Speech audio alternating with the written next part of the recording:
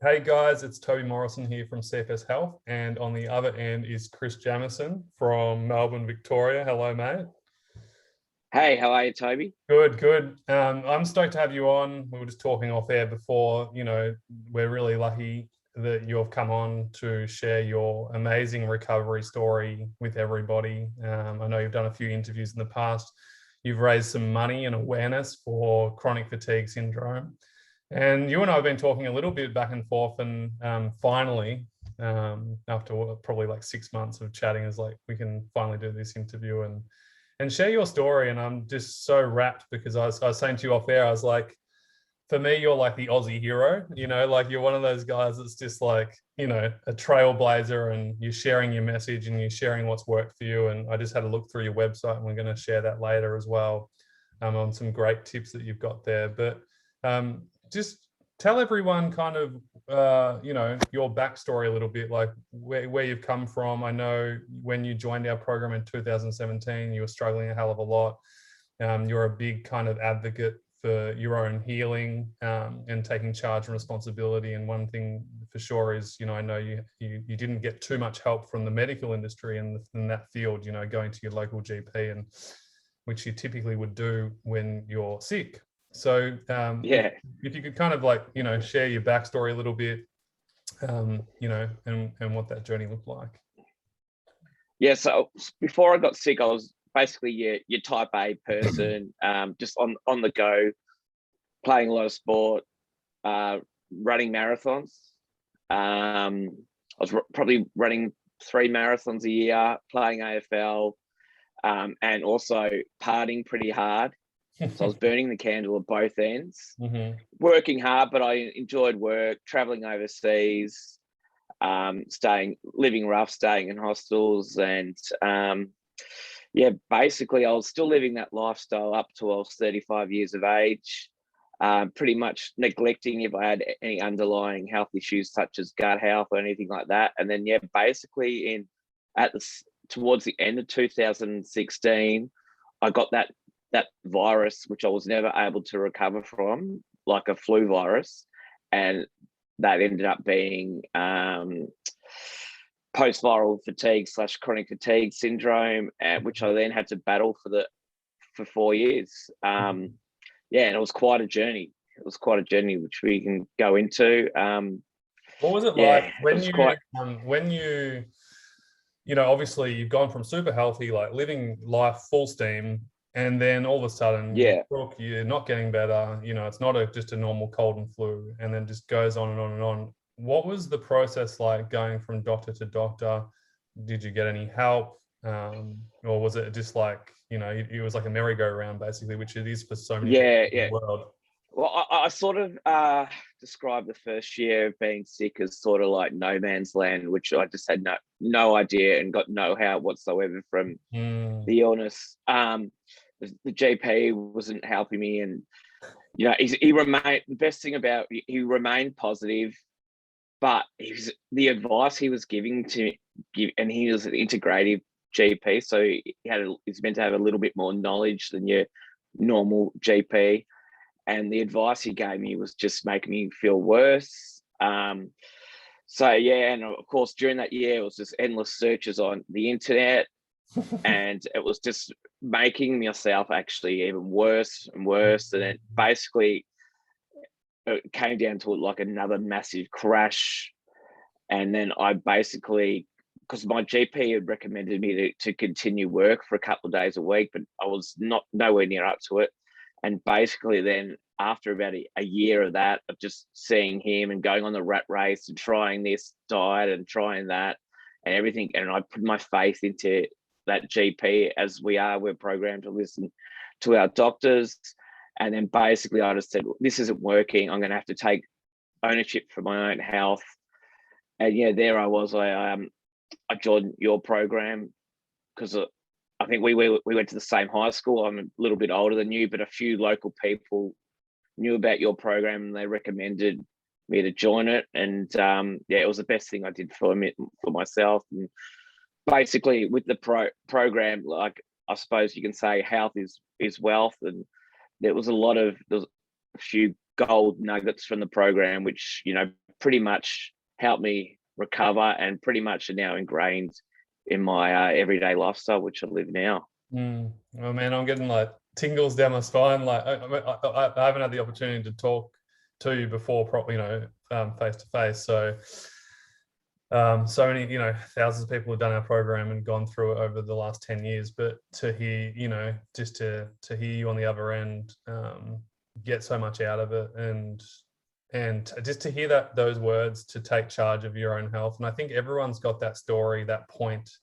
in their recovery. I love the no man's land. Like, I feel like everyone with chronic syndrome, it's such a true word. Like, it's like, and some people, for me, it was about a year and a half, 2 years as well. And it is no man's land. You're spending thousands of dollars on specialists and tests and poo tests and bloody gut tests and nose tests, colonoscopies, and the whole lot. And then and like I told my mum not long ago, half the stuff or most of the stuff ended up just being hocus pocus. Totally, it didn't do anything for. And we don't. But when you're vulnerable and you're on your knees, you'll try anything. And I'll tell you what, I tried everything. So tell me some things, just like, let's run them off the bat, just for other people, because I'm sure there's people watching. Well, like I've said, basically, someone told me if drinking your urine was going to get you better, I would have done it. So I did the juice fast, the colonics, the coffee enemas, the bone broth fast, FODMAPs, everything, just seeing like healers and stuff like that, and humming stuff here and there to try and, I don't know, move negative energy. And it was just manic. But at the end of the day, like, I was willing to do anything because I just wanted to get better, but I didn't know how to get better. And it was chaos. And to be honest, I was seeing so many people, and I think it was just with them saying this and that, and at the end of the day, I really just appreciate if they just said, look, I really don't know what to do, or I don't get it, instead of them throwing all this information down your throat saying this is going to help and rah rah rah. But at the end of the day, so and they did anyway, help. Well, I was just going to say, they did help in some way. They got you to the point of self-responsibility, and cleared the path. And sometimes we need that. But God, it just reminds, I don't have these conversations enough, but it just brings back the realization of, like, you're right. Like, there is just so little practical, dedicated help to say, hey, this is what you need to do. Let's cut out the noise. Let's stop trying all the fad diets and stressing out about the next test and the next appointment. And that in itself is so exhausting. One of the things that, I mean, you went through our program, but now more than ever, when people start our program, we actually say, let's cut out everything that is totally not necessary, or that you think that might be helping you, but actually is a hindrance to you. It's actually exhausting you. It's costing you way more money. You're not getting any results from it. And let's only do things that are going to enhance your health and yourself. And you did it. Well, I'll just go back onto that just quickly. When I joined the program, I just said to myself, right, I'm stopping the searching now. I'm just going to put all the faith in the program, and the internet searches go out the way. All those in Facebook groups, which were pretty big back then, I don't know how they're big now.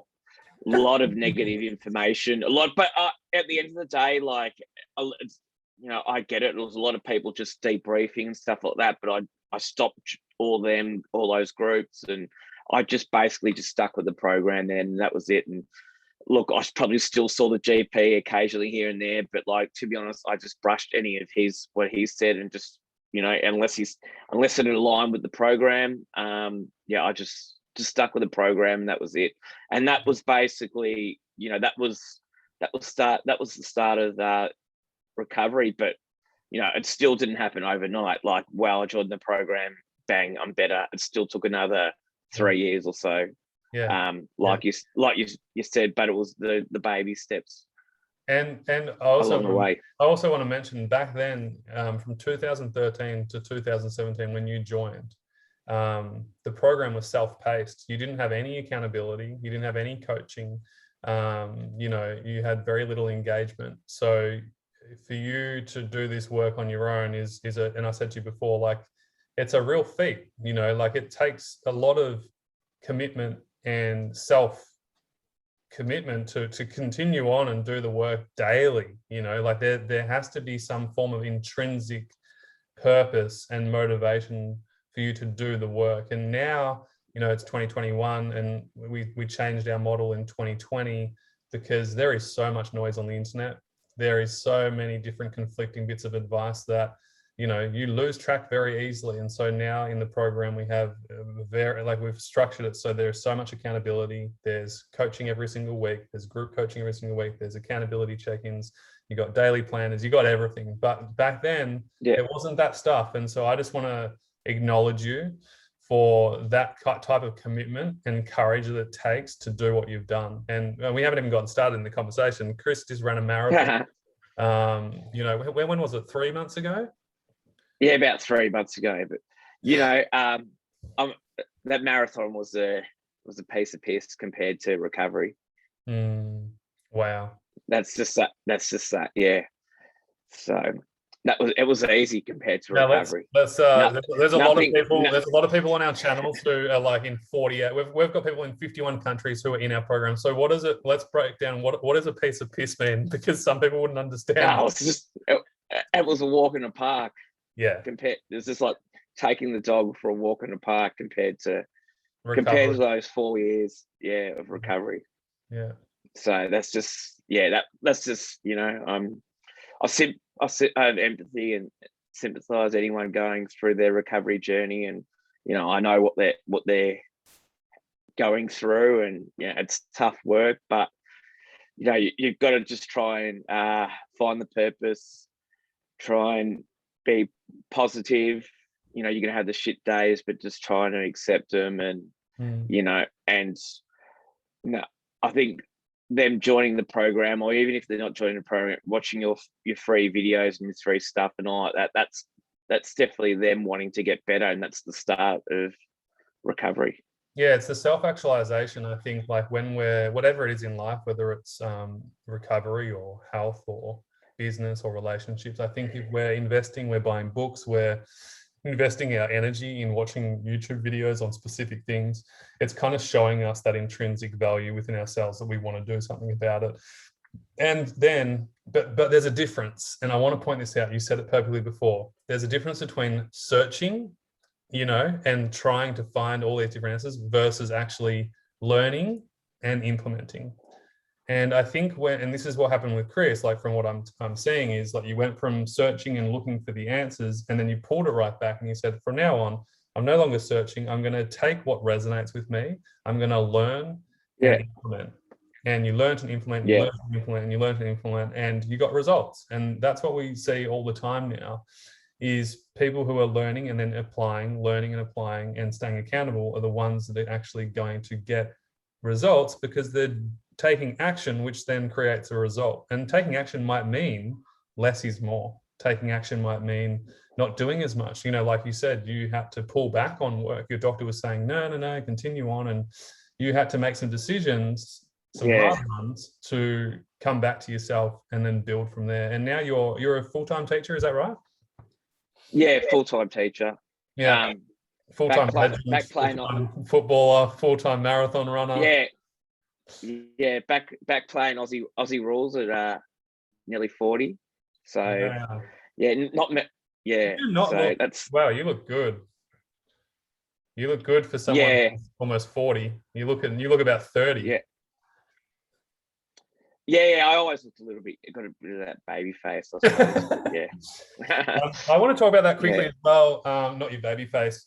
I want to talk about one of the things about chronic fatigue syndrome, as I said, you look good. A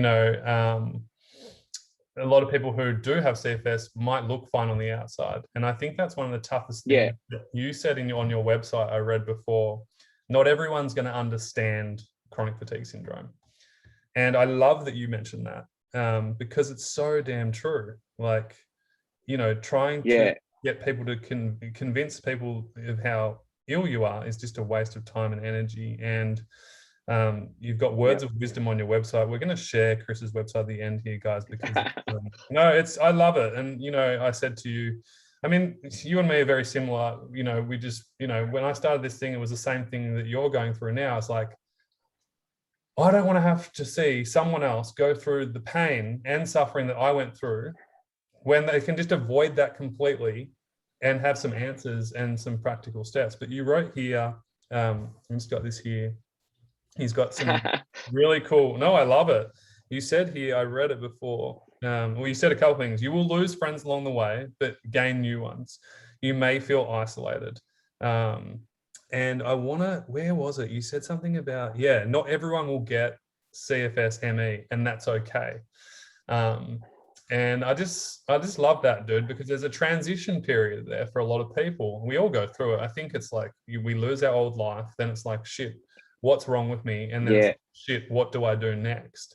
And you've done this journey. Yeah. Look, going back on that point, that's another big part of recovery is, unfortunately, people aren't going to get it. And once you get to this point of just knowing, okay, when someone tells you to put, you've just got, like I got told it once or twice, you've just got a cold or something like that. And it used to drive me up the wall. A 4-year cold that was. But when you get to the stage of just going, oh, well, you know, they don't get it.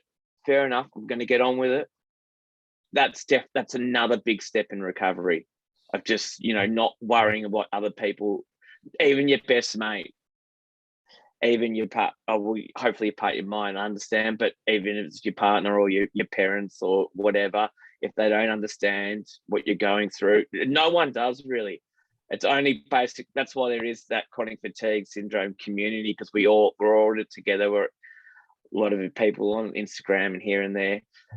We're all in it together because we all understand what we're going through. But basically, those other people, it could be your close mates or you could be your work colleagues, you know, you just have to acknowledge what they say and just, you know, just say, okay, well, and, you know, they don't get it and I'm going to get on with things. It's definitely a step in recovery. Yeah, well said. I love it. Just to backtrack a little bit, what were some of the symptoms you experienced? Like a lot of people were going, I wonder if, like, you know. So my biggest one, I had these like killer headaches. They were absolutely killing me. I also I'll go back into the headaches in a second, because I realized when I was able to manage my thoughts and my anxiety, all of a sudden those killer headaches subsided. But that took at least 2 to 3 years of mindfulness and meditation, because before then I was like, you know, trying and find a quick fix to the head for the migraines by taking, say, your Panadols, or going to your physio and, my neck's not aligned or something like that. So I was just trying to work out what was wrong, but I basically worked it out that if I was able to cool my jets and try my best to get out of flight, my headaches weren't as intense. And then eventually, like, I did that hard work with the daily meditation, daily mindfulness, and eventually, I was able to heal those killer headaches. I can remember, like, just basically getting like a spiky ball at the start and trying to rub my head against the wall because that killing me. That was so intense. It was basically, like I said, it was someone like getting a baseball bat and hitting it across my head every second. That's how bad the headaches were. Wow. On top of that, I also had really, really bad gut health. Like, I had chronic pancreatitis. When you joined the program, I remember that was one of the things that you wanted to work on, was your gut health. Yeah. So I spent most of 2019 in hospital, in and out of hospital. I had 10 operations. I ended up having, so some people get stones in their kidneys or in their gallbladders, and they can remove your gallbladder, or they can, you piss it out of your kidney after a while. this stone didn't go for a whole year. Like, it just kept on coming back. And I was either in hospital having surgery, or I was in hospital going into emergency because I had inflammations on my gut. And just to go, like, amylase and lipase on your blood test should be in between like 50 and 100. And mine was, this is your general blood test, and that's what mine is now. That's what yours will be. But back then, mine was like between 5,000 and 10,000. Wow. So your body just wasn't working well. Nah. But exhaustion, exhaustion, fatigue, immune system, no good. Yeah. Back pain. But yeah, it was so bizarre. Like, once I was able to get myself into healing mode, rest, digest, repair, recharge, a lot of those symptoms all went.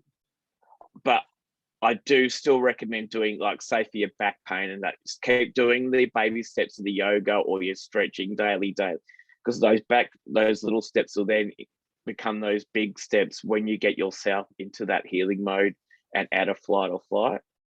Then you'll find that your gut health and all of that will quickly get, well, not quickly, but it will get better a lot more quicker than those baby steps. But just keep chipping away with it each day.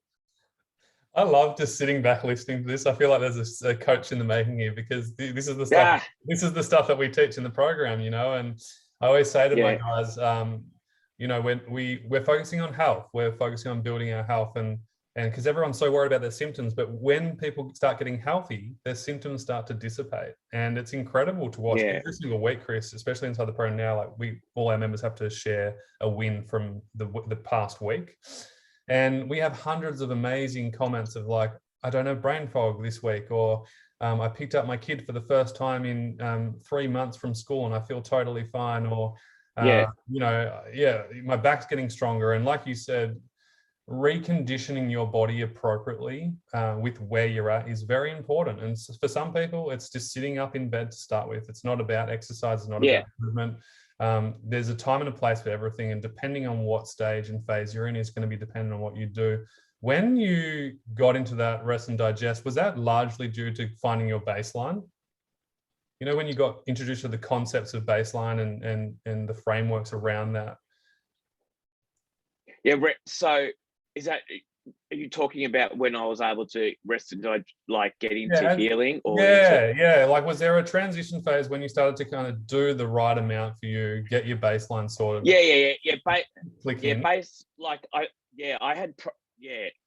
Look, I just kept it simple from everything the 4 pillars of your program. So sleep, because I had the typical as well this is another symptom. At the first year, I slept 15 hours a day. Then the second year, I got insomnia.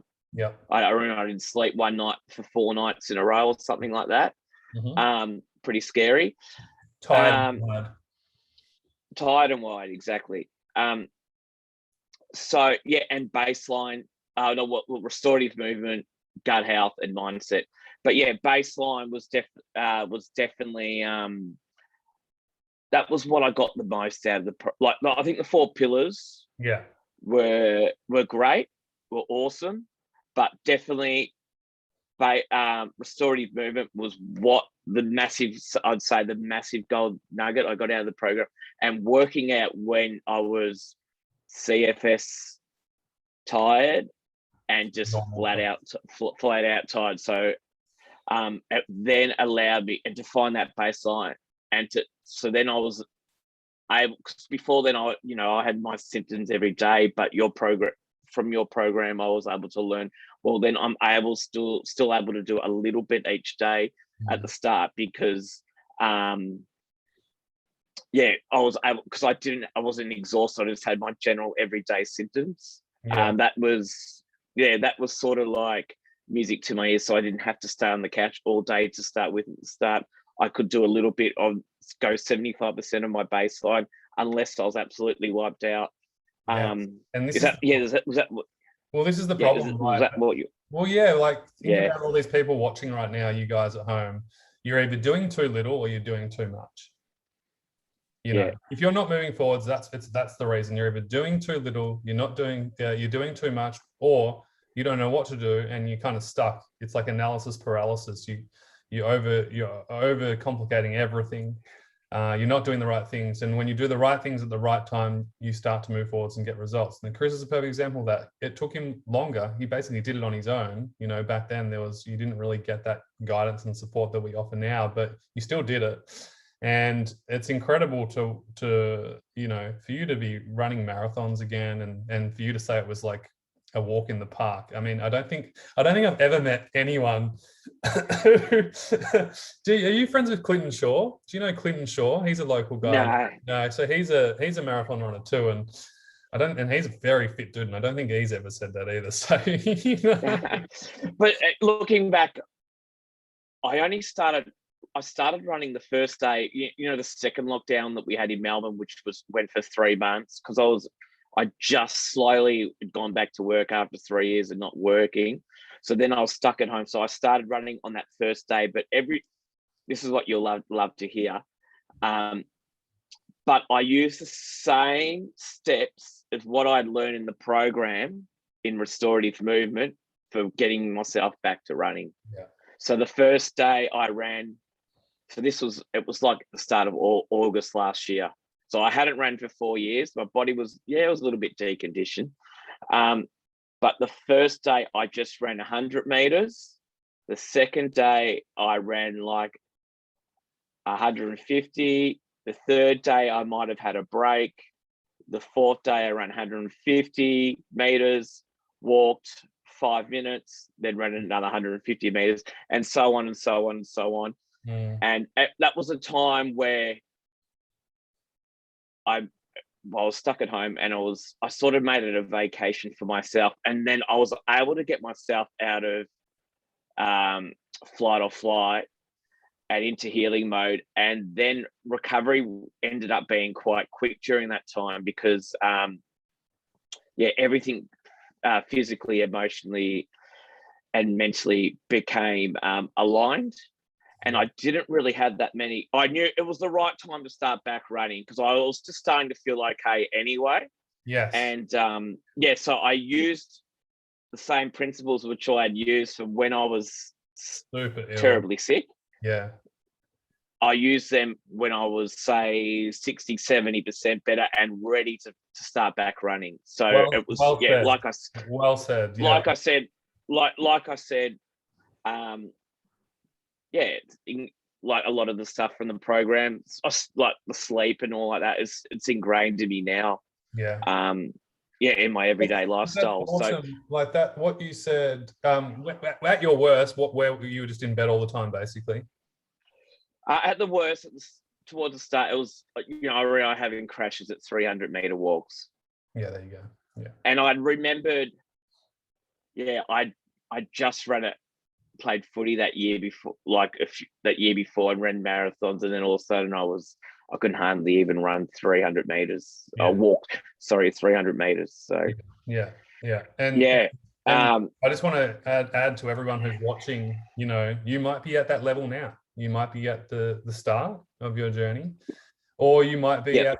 You know, I want to say for credit for you, you didn't just get it better quick. You did the work over time, which then equated for things to just click eventually.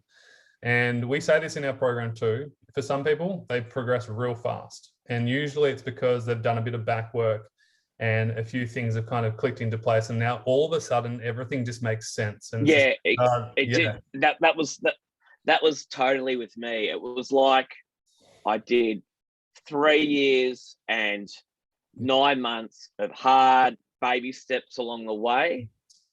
And it took me like, brilliant.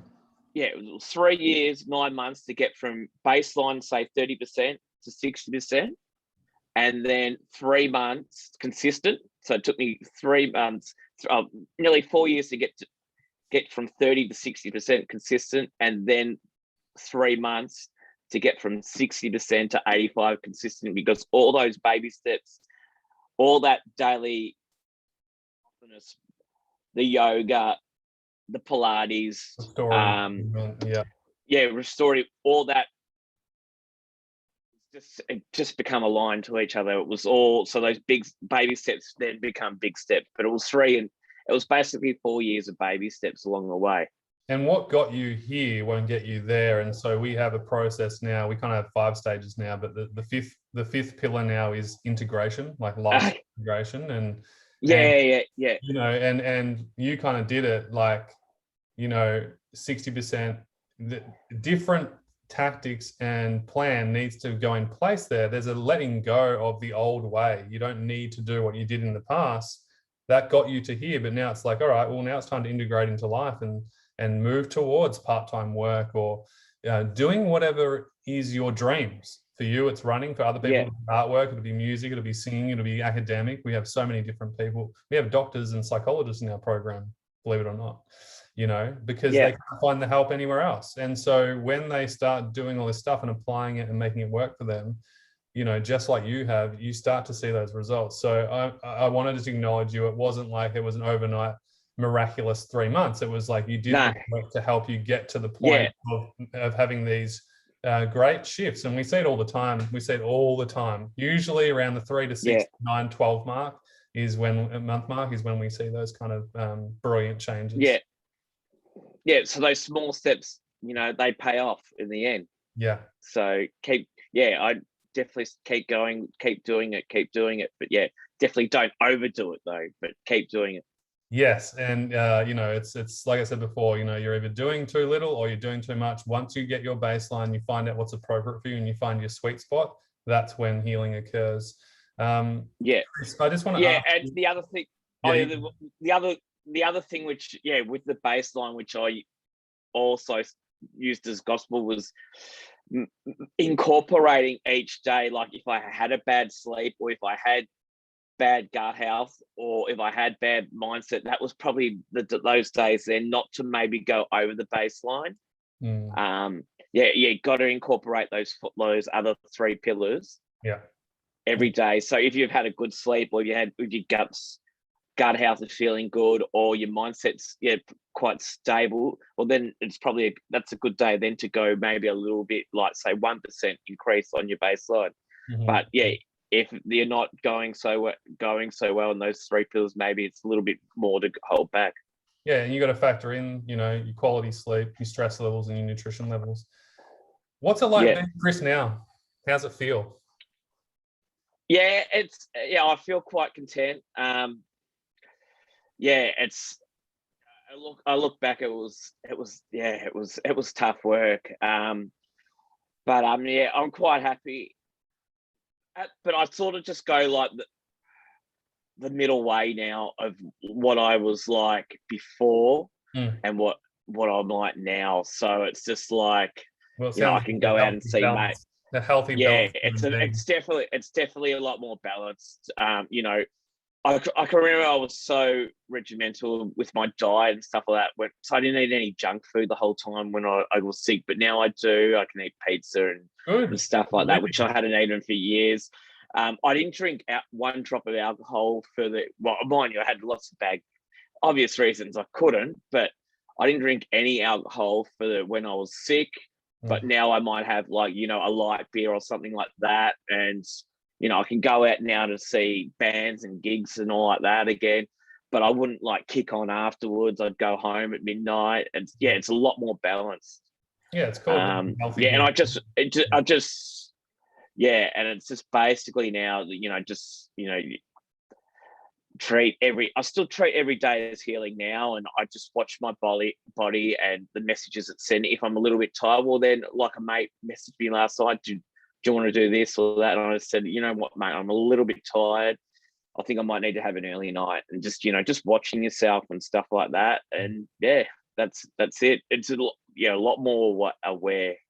It's called being a lot more sensible. Yeah, it's called being in tune with your body and having boundaries. And a lot of people who suffer from chronic fatigue syndrome and ME don't have boundaries. They're people who just do everything and spread themselves too thin. So it's just epic. And how does it feel just on, you know, marathons, catching up with friends, working again? I mean, you'd be an amazing teacher, I'm sure.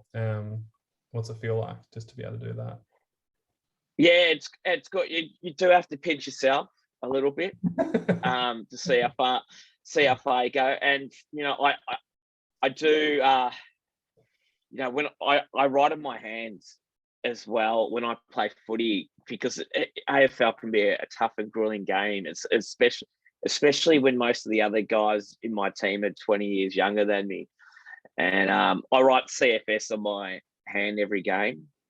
And I know that even though they might be a little bit faster than me, but I know that any battle is not going to be too hard, because I've faced the toughest battles now and I've got over them. So life's good. Very content. Well done. Well done, mate. I'm super proud of you. And it's good. And I'm really proud of you for sharing your work and even setting up this website and sharing your kind of words of wisdom and things. I just think it's there's something inside of you that wants to give back, and I can see that. And we're just we're really proud that you went through our program, and you're one of the members that are passing the work on and sharing great information. I want to ask you two questions before we finish up. And I'm excited for the last question. But first of all, if you didn't join the program, what would have your life looked like? Do you think you would have kept going around on merry-go-rounds? Like, what would have it been like if you didn't have the support, the accountability, the coaching program to follow? No, I would have just kept on going around on that merry-go-round. So and we spoke about it before. Like, we're very lucky, like, these days, to have a program like yours. And we spoke about ex-AFL footballer Alistair Lynch before, and unfortunately, like, when he had chronic fatigue syndrome, there was nothing like this available to him or anything like that. So he had to do it all on his own and with probably no help whatsoever. But I was definitely that merry-go-round I probably would have been stuck on forever. So it was, I'm very grateful for finding the program. And it was definitely life-changing to me. But I'm not going to say it bangs, I got better straight away, but it's definitely the start to it. It's definitely the first step in recovery. And once you get those right fundamental steps in place, then things just kind of click, and people go, wow, like, oh, starting to feel better. And it's, look, I remember when like, that first year was no man's land. When I got onto the program, I'm like, wow, this program speaks to me. Like, this is just what I needed to hear. But it was just like, it was sort of like mind changing. But it was. It is going from no man's land, which I'm sure everyone relates to that right now. Like, it's such a great. I'm gonna have to steal the term, because it is a no man's land. It's a merry-go-round. It's bloody expensive. It's exhausting getting in the car and traveling to all these no man land appointments. It's just exhausting, and so disheartening is probably the word, when you just feel let down. You've been misinformed, or most people are well intended, but at the same time, when there's no practical help given, it hurts, and it's hard to go home without much hope. For sure. And and go to bed each night and knowing that you've got no luck on your or no hope on your side as well, and knowing that the next days is going to be pretty similar. And so I can remember when when joining the program, it's like, finally you're going to bed knowing that there's something that you can do tomorrow to help yourself. For sure. It's cool, mate. Now I really want to hear this, so I've got a few that I want to pick out for you, but any kind of words of advice for people who are watching this going, shit, what do I do? Like, I'm overwhelmed, and I'm trying a million different diets and nothing's working. What would you say? Yeah. Well, I have to say, I wrote something down the other day. Curing is for doctors and healing's for yourself. And at the moment, there's no cure for chronic fatigue syndrome / ME. No pill. So yeah. Yeah. No pill. That's right. Yeah. I don't think that. But that's a whole nother conversation. Not in our lifetime anyway. So yeah, you're gonna have to do a lot of the hard work yourself, but the program at CFS Health can guide you along the way to be able to do the steps in yourself in your healing journey. Yeah. And like you said, now it's a lot more. Is it a lot more one-to-one coaching, Yeah, I mean, it's amazing. We'll leave a link, guys, if you want to learn more about the program. We're very much more personalized, and we kind of hold you by the hand and help you every step of the way. Whereas when Chris did it, it was so big back then that kind of anyone could just do it at their own pace. And and the program's been totally updated. We have a whole brand new program with more updated content. We have a pretty specialized team too on all levels. But one of the things that I wanted to read out here, Chris, from your website, is I'm going to read a few and then we can finish this up. Yeah. There's no magic pill. Patience is key. Recovery needs to be a priority. Yeah. Sacrifice is essential. Boundaries are necessary. There will be judgments, cruelty, and tears. You will lose friends along the way, but you'll gain new ones. You may feel isolated. There is a world of people out there just like you. And this is one of the crazy things, and you would have experienced this when you got into the program. You finally feel fully accepted. You're fully understood. Yeah, exactly. You don't need to explain yourself. Exactly. Oh. Yeah, I look, to be honest, since here, I can't wait to be able to go back once the borders are open, to go overseas and to meet all these people that I've met along the way from that community over the last few years or whatever, because they're all great. They're all great people, and it's just going to be such a fulfilling. I suppose you'll be the same as well. Fulfilling trip. We hear it all the time. Friendships, lifelong friendships and bonds are made through our program because people are connected. Yeah. And from 51 countries, which is pretty wild. So I'm sure a lot of the guys would be so stoked to see you as well. Yeah. What you require to recover will continuously change. I love that. Limiting beliefs will hold you back, and that's so true. That's why people get stuck so easily. That's why we have a full mindset component. Yeah. We have a whole workshop every single month just on mindset alone. Your life. Yeah, mindset's a big one. Look, it's just, you're gonna have those shit days, but you're gonna have to just to accept them, and just keep on having persistence, and just trying to be positive. Just trying to be positive as much as possible. And like we said, those little small steps each, just treat every day as recovery. Every day, even if you feel like you're going backwards that day, that's part of recovery. And just those baby steps along the way, like we said before, are going to create big steps. Yeah, so good. So here it is here, guys. I'm just going to show you this so you can see, but absolutely brilliant. There's a photo there of Chris after his run. But we'll leave a link down for your website too, just so everyone can read these great bullet points of words of wisdom. And for any of you guys who want help just like Chris got, but even on a more hands-on level now, and just be fast-tracked through recovery and not have to do it on your own, not have to, like Chris said, wake up every day and go, well, what do I do today?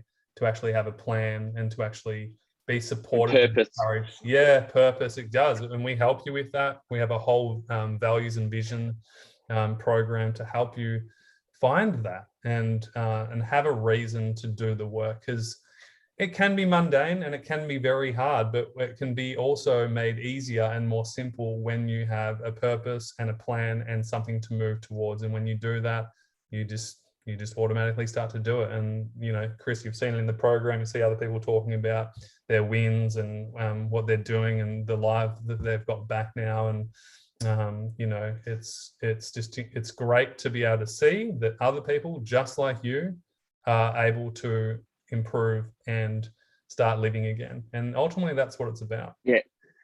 Yeah, for sure. Have you Getting back your life. Getting back your life? You got any last words of wisdom that you want to leave everyone with? Yeah, don't give up. Don't give up. That's all I can say. Just try and stay positive, and you know, and you're in good hands with Toby and his program. So, and with the community there. So yeah, just keep sticking at it each day. And just keep asking questions. That's what I said to Toby before. The people who keep asking questions, they're the ones who are going to get better. Just keep asking. I know. Probably Toby probably doesn't want, but the more questions you ask, you know, the more.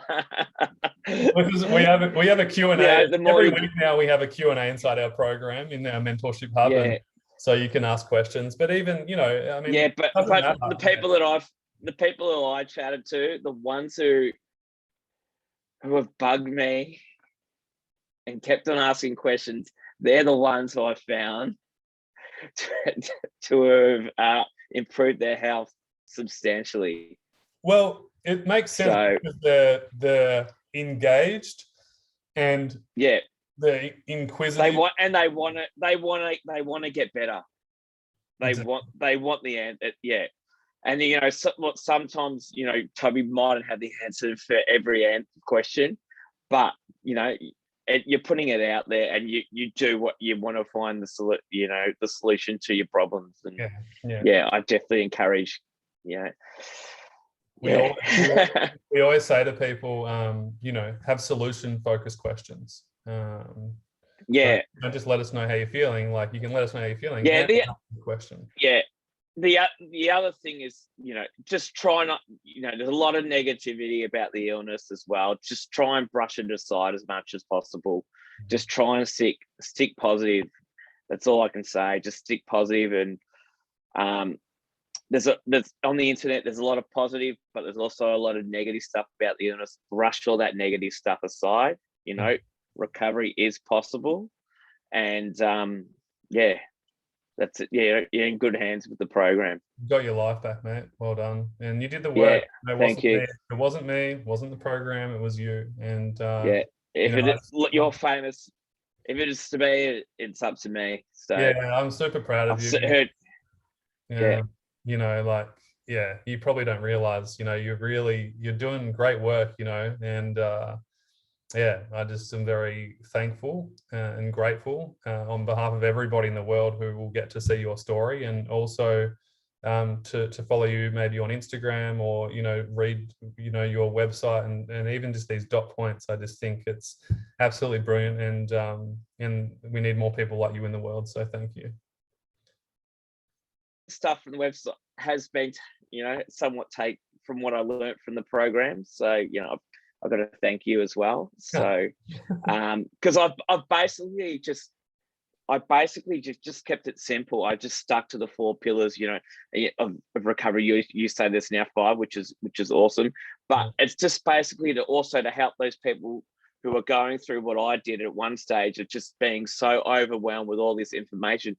Just try and stick it as simple as much as possible. Just keep your restorative movement, your sleep, your mindset, and your nutrition.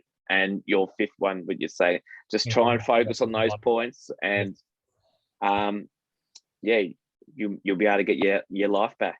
Awesome, Chris. Thanks so much for joining. And guys, if you want more help, there'll be a link below where you can apply for the program and check out some really free, helpful trainings as well to help you with your baseline. And we'll leave Chris's website too.